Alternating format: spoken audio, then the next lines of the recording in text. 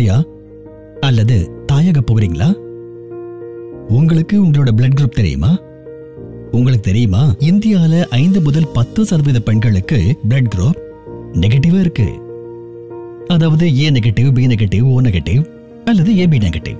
அதனால உங்க blood group நெகட்டிவாக இருந்து அப்புறம் உங்க குழந்தையின் பிளட் குரூப் பாசிட்டிவாக இருந்தா அப்ப டாக்டர் என்ன சொல்றாங்கன்னா, அடுத்த குழந்தைக்கு சில காம்ப்ளிகேஷன்ஸ் ஏற்படலான்னு. ஆனா பயப்பட தேவையில்லை. இதுக்கு ஒரு தீர்வு இருக்கு. அது உங்க குழந்தையை பாதுகாப்பாக வைத்திருக்கும்.